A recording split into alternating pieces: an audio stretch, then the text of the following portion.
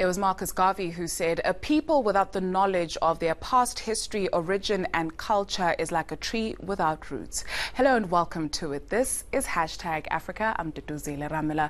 We start with the big news story of the week. Opposition leader Felix Tshisekedi has officially been declared the winner of the Democratic Republic of Congo's presidential election. The Catholic Church, however, says another opposition candidate, Martin Fayulu, clearly won the election.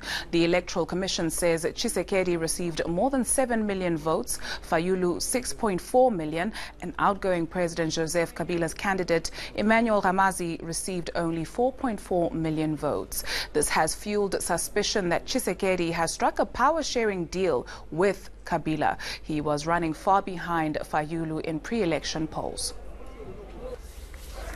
Cell phone footage has been released of Sudanese security forces firing tear gas to disperse hundreds of protesters in the city of Omdurman. They are protesting against President Omar al-Bashir, who's vowed to stay in power. Since the start of the protests in December, security officials have been using live ammunition along with tear gas and stun grenades. Authorities say at least 19 people have lost their lives. However, rights groups have put the number at double that. And Gabon's Prime Minister Emmanuel Isoze Ngonde visited the national radio and television stations after they were briefly taken over by soldiers in an attempted coup earlier in the week. They broadcast a message saying President Ali Bongo was not fit to hold office following his stroke in Saudi Arabia in October last year. Government foiled the coup attempt, but it highlights people's frustration with government secrecy about the president's sick leave. 2 soldiers were killed and 18 people arrested in the incident. Right, let's just focus on to this. Protesters from South Cameroon picketed outside the offices of the United Nations this week. They are calling for the release of political prisoners, also known as the NERA 10. They're also intensifying their call for independence as Ambazonians. Joining me in studio now is the director of the Sam Sawyer Center for Democracy and Human Rights, Mr. Patrick Ayuk. Patrick, always a great pleasure having you on the show with us. Let's first of all start with an update perhaps of the situation in the Cameroons. Thank you so much for this opportunity. I think in Cameroon now, the country is crumbling because it's holding on a pregnancy that many experts, even though experts have given the country advice to let that pregnancy go. And that pregnancy is a very highly risky pregnancy. That is the Southern Cameroon people. They are agitating for the right to self-determination, and which is a legitimate human right. And as has happened, businesses are no longer operating fully in that part of the world.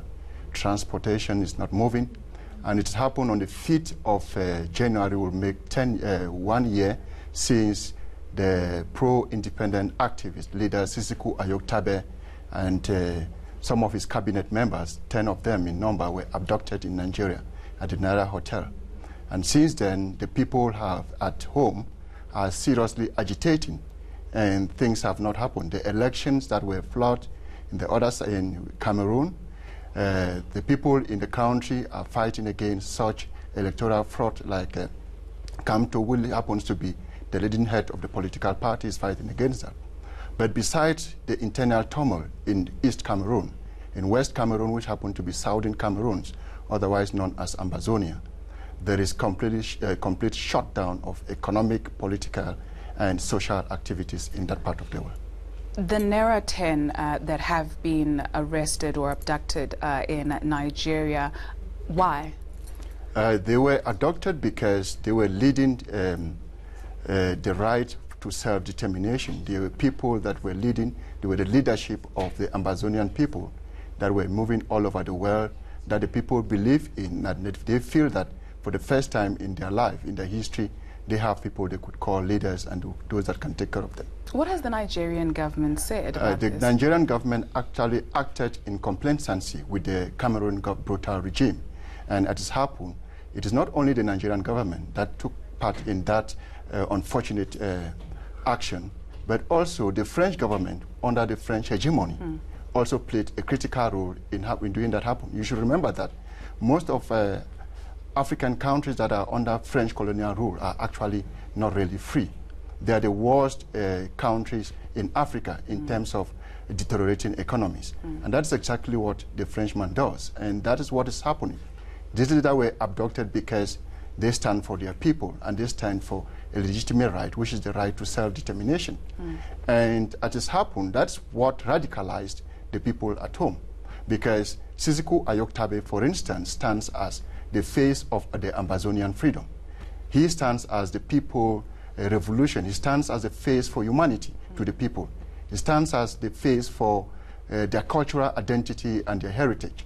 And therefore, adopting somebody like that and his members from Nigeria under illegal conditions to Cameroon radicalized the people's stance for separation or restoring their independence. Yeah, and this week you took to the streets, you headed on over to the offices of the United Nations, you handed over your memorandum. What promises did you get from them in terms of helping out in the situation? This is almost the fourth time that we have been to the United Nations to fully articulate and emphasize on what is happening to fragile or vulnerable people in southern Cameroon. So it is not only in South Africa that happened. Protests started on the 5th, which commemorated 1 year after these leaders were abducted in Nigeria. It happened in the United States, it took place in the UK, France, all over the world. And it took place yesterday at South African Embassy, not South African Embassy, rather, the United Nations office in Pretoria, just to be on the same line with what is happening in the world. And the hashtag Justice for Naira 10 is part of the action that has been taken by a lot of civil society groups, Ambazonians and many people in the world to force the regime to release these genuine people rather than tagging them terrorists. They should be released at all costs. So back to your question, the United Nations has been a talk shop. Before, in December, there were promises that the United Nations will intervene. You should note that these leaders that were adopted in Nigeria, some of them are refugees, legitimate refugees that should be covered by the United Nations. But the United Nations allowed the Cameroon government, in complacency with the Buhari regime, to kidnap these people, adopt them, because the way they were actually taken to Cameroon was illegal. And secondly, we cannot say arrest because they were on gunpoint taken to Cameroon without an arrest warrant. Patrick, very quickly for us, it would seem that the world's silence is screaming where the situation of the South Cameroon is concerned. Do Ambazonians feel let down by not only the continent but the international world? Yeah, seriously, the people feel let down because it means that in Africa, for instance, the African Union is supposed to say these things and speak them loudly, not only condemning but taking serious action.